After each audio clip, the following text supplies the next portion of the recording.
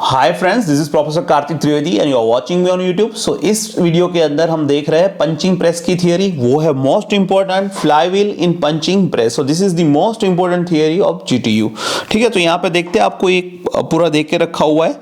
सो यहाँ पे आप फिगर पे पहले देखो, ये एक्चुअली पंचिंग मशीन है। आप यहाँ पे देखो, ये क्रैंक है, ठीक है, दिस इज कनेक्टिंग रोड और यहाँ पे पंच लगा हुआ है। ये क्या करेगा, आप ये प्लेट रखी हुई है जिसके ऊपर आपको पंच करना है, ठीक है। ये डाई है, दिस इज द डाई। सो क्या होगा कि क्रैंक की वजह से यहाँ पे मोशन होगी, ठीक है। क्रैंक का जो रोटरी मोशन होगा, ये कनेक्टिंग रोड से यहाँ पे रेसिप्रोकेट होगा ये पंच।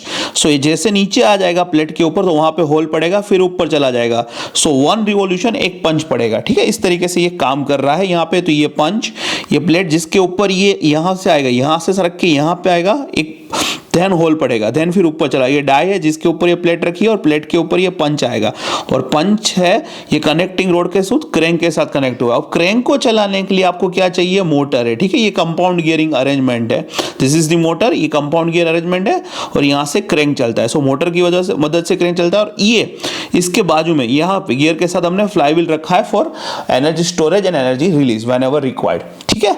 सो this is how it works. अब यहाँ पे देख लीजिए, ये क्या है, ये theta equal to 0 degree position crank की बता रहा है। अब ये देखिए थीटा वन यानी वो एंगल है कि जब आपका ऑपरेशन, पंचिंग का operation just about to start. So theta one is the initial point of punching.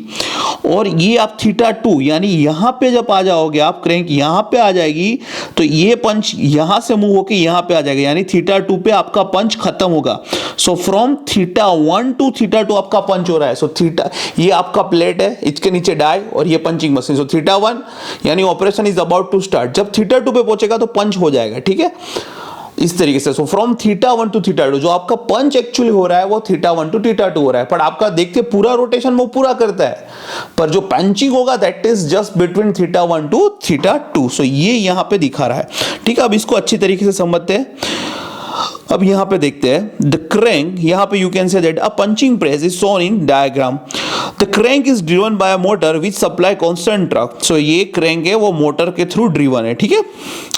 And punch is at position of the slider in a slider crank mechanism. So slider के पास है पंच, ठीक है। We can see that load acts only during the rotation of the crank from theta one to theta to. मैंने आपको बताया कि यहाँ पे जब theta one to theta to होगा तभी पंच होने वाला है, ठीक है। तो लोड कब एक्ट करेगा, जब angle theta one to theta to होगा तब लोड लगेगा। सो theta 1 to when the actual punching take place. So theta 1 to theta 2 actual punching take place होता है। And the load is zero from the rest of the cycle. Rest of the cycle यानी theta 1 से theta 2 है तभी पंच होने वाला है। उसके बाद वो थीटा 2 से फिर से जीरो आएगा, कोई लोड नहीं रहेगा क्योंकि उसके उस समय कोई पंचिंग नहीं होगा। So no load condition. Same 0 to theta 1 वो भी सेम ही रहेगा, 0 टू थीटा 1 भी कोई लोड नहीं होगा, तभी भी पंचिंग नहीं हो रहा है क्योंकि पंचिंग सिर्फ थीटा 1 टू थीटा 2 ही हो रहा है। तो आपको समझ में आ रहा है, जब लोड है वो थीटा 1 टू थीटा 2 है। सो बाकी के समय यानी थीटा 2 से फिर से जीरो जाएगा तो वो एनर्जी अपनी वेस्टेज हो रही है क्योंकि लोड है नहीं पर एनर्जी ज्यादा है। सेम वे जो 0 से थीटा 1 फिर से 0 से थीटा 1 आएगा तभी भी लोड नहीं है, तभी भी एनर्जी वेस्ट हो जा रही है। तो अब यहाँ पे फ्लाईव्हील हो तो जो एनर्जी वेस्ट हो रही है उसको हम स्टोर कर सके, और जब एक्चुअल पंचिंग हमें थीटा 1 टू थीटा 2 करना है तब एक्चुअल लोड लगने वाला है, तब अब अगर हमारे पास एनर्जी कम हो तो तब फ्लाईव्हील से हम वो एनर्जी का यूटिलाइज कर सके। तो दैट इज व्हाई ये flywheel is necessary for the punching press. So यहाँ पे सेम चीज वो ये बोल रहा है, यहाँ पे देखिए when the actual punching take place from theta 1 to theta 2 and the load is zero for the rest of the cycle unless a flywheel is used, the speed of the crankshaft will increase। अगर आप flywheel का use नहीं करोगे तो क्या होगा, तो जो बाकी का आइडल पीरियड है कि जहां पे पंचिंग नहीं हो रहा है, तो बाकी का आइडल पीरियड कौन सा जहां पंचिंग नहीं हो रहा है, सो थीटा 2 टू 0 वहां पे नहीं हो रहा है। सो क्या हो जाएगा उस वक्त, सो वहां पे आपका स्पीड बढ़ जाएगा। देखो increase too much the will increase too much, यहां पे लिखा है speed of the crankshaft will increase too much during the rotation of crankshaft will increase too much during the rotation of crank from theta 2 to 2 pi, और you can say 0 theta 2 to 0 and again from 0 to theta 1 because there is a no load. So यहां पे क्या होगा, आपका speed बढ़ जाएगा because कोई load है नहीं, एनर्जी आपके पास है, ठीक है। while the input energy continues to be supply, so energy तो कंटिन्यूस आ ही रही है पर पंचिंग तो सिर्फ कहां पे हो रहा है, थीटा 1 टू थीटा 2। उसके अलावा तो आपके पास नो लोड कंडीशन है, तो आपको एनर्जी मिल रही है, स्पीड बढ़ रही है, बट लोड है नहीं उस वक्त, no idle no load condition है। On the other end the drop in the speed of the crankshaft is very large during the rotation of the crank from θ1 to θ2। उसका मतलब कि जब पंचिंग होगा, अब उससे उल्टा कब हो रहा है, जब पंचिंग एक्चुअली हो रहा है θ1 to θ2 तब आपको मैक्सिमम एनर्जी की जरूरत है, पर उस वक्त क्या हो रहा है कि एनर्जी कम पड़ रही है, सो क्या हो गया, स्पीड में ड्रॉप आ रहा है, ठीक है। So due to much more load than the energy supplied, वही सेम चीज, thus the flywheel has to absorb the excess energy available at one stage। One stage means idle period है जहां पे पंच नहीं हो रहा है। सो फ्लाईव्हील हो तो वो एक्सेस एनर्जी जो वहां पे पंच नहीं हो रहा है, आइडल थिंग है, वहीं पे, यानी कौन सी, तो θ2 से जीरो से लेके θ1 जहां पे कोई पंच नहीं हो रहा है, वहां पे अगर फ्लाईव्हील हो तो वो एक्सेस एनर्जी को स्टोर कर सके। thus the flywheel has to absorb the excess energy available at one stage and has to make up the deficient energy at the other stage। so θ1 to θ2 जहां पे energy हमको ज्यादा चाहिए लेकिन कम मिल रही है, तो उस वक्त जो स्टोर करी हुई एनर्जी वहां से हम उसको यूटिलाइज कर सके, ठीक है। so that the fluctuation of speed within the permissible limit, so this is done by choosing the suitable moment of inertia of flywheel। so this is how flywheel is very necessary in punching press। अब इसका थोड़ा mechanism समझते हैं, ठीक है। let E1 be the energy required for a punching, this energy is determined by the size of hole punch, the thickness of the material and physical properties of material। so आप कौन सा कितना पंच करना है, इसका डायमीटर क्या है, material जो आप पंच कर रहे हो उसका थिकनेस क्या है, उसकी प्रॉपर्टीज, वो सब, ठीक है। So let's say the D1 is the diameter of hole to be punched, T1 is the thickness of the plate and TU is equal to, tau U is equal to ultimate shear stress of the plate material। so we know that maximum shear force, so we know that stress is equal to force upon area। so force क्या हो जाएगा, so हम जानते हैं stress is equal to क्या होता है, stress is equal to force upon area होता है, तो फोर्स इज इक्वल टू क्या हो जाएगा, stress into area.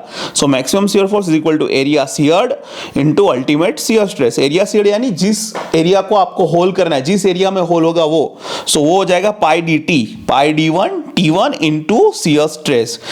Now therefore work done और energy required for punching a hole, अब ये क्या है, ये आपको मैं समझाता हूं। It is assume that as the hole is punch the shear force is decrease from maximum value to zero. Maximum value to zero यानी जब θ1 पे होगा तब मैक्सिमम फोर्स शियर फोर्स लगेगा, क्योंकि तब पंच करना है, और जब θ2 पे पहुंच जाएगा तो पंच हो गया होगा, तो शियर फोर्स कितना हो गया होगा, जीरो।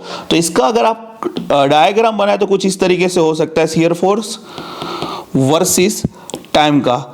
तो अगर ये एरिया अंडर द कर्व आपको एनर्जी देगा तो वो क्या हो जाएगा, ये हो जाएगा 1/2 multiply by F S into T. आप देख रहे हो यहाँ पे कितना है मैक्सिमम, और फिर कितना हो रहा है, जीरो। सो ये हो जाएगा 1/2 F S into T. So यहाँ पे therefore work done energy required for punching hole is equal to क्या हो जाएगा, 1/2 F S into T. So E1 that is the energy required for punching a hole. So इस तरीके से आया, book में इसका कोई एक्सप्लेनेशन नहीं दिया है, पर इसका एक्सप्लेनेशन ये है, ठीक है। तो अब इसको मैं इरेज कर देता हूं ताकि आपको अच्छी तरीके से समझ में आ जाए, ठीक है। Okay done.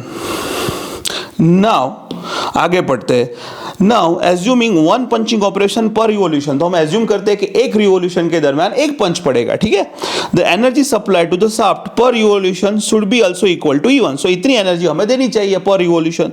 Therefore the energy supply by motor to the crankshaft during actual operation, अब एक्चुअल ऑपरेशन के लिए कितनी एनर्जी चाहिए, क्योंकि हम जानते हैं कि पूरा हमें ऑपरेशन, क्योंकि वन रिवॉल्यूशन के लिए हमें एनर्जी चाहिए E1, पर एक्चुअल हमारा ऑपरेशन कितना है, तो हमारा एक्चुअल ऑपरेशन तो बिटवीन θ2 माइनस θ1 है, तो उस वक्त एक्चुअल एनर्जी कितनी चाहिए, तो वो कैसे ढूंढ सकते हैं।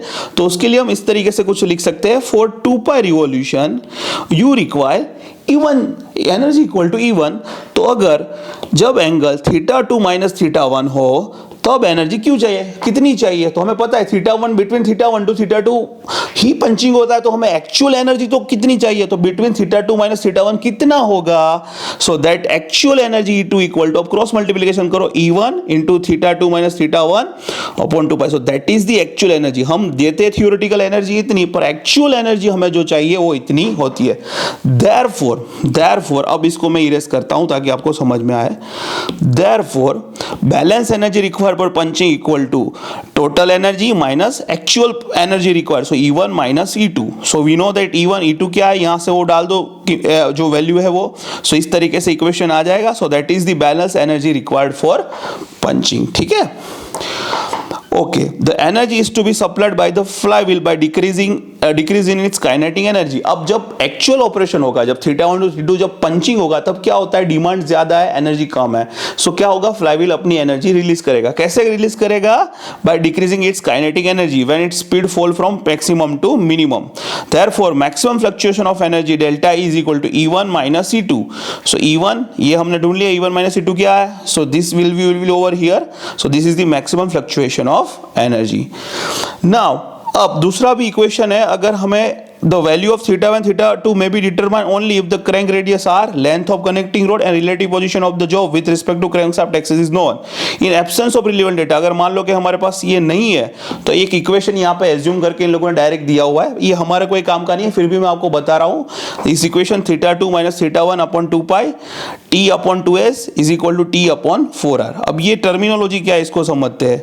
सो t यानी thickness of material to be punch, s यानी स्ट्रोक ऑफ द पंच, जो होता है 2 इंटू क्रैंक रेडियस. ठीक है. सो इस तरीके से आइए, पूरा मैंने आपको ये थियरी पढ़ाया, तो ये आपको इतना यहां तक का लिखना है. सो सबसे पहले पंचिंग प्रेस में क्यों फ्लाईव्हील चाहिए, किस तरीके से मैकेनिज्म काम करता है, E1 energy, theoretical total energy कितनी चाहिए और एक्चुअल एनर्जी E2 कितनी चाहिए, तो ये आपको यहां तक आपको लिखना है, यहां तक लास्ट तक. ठीक है.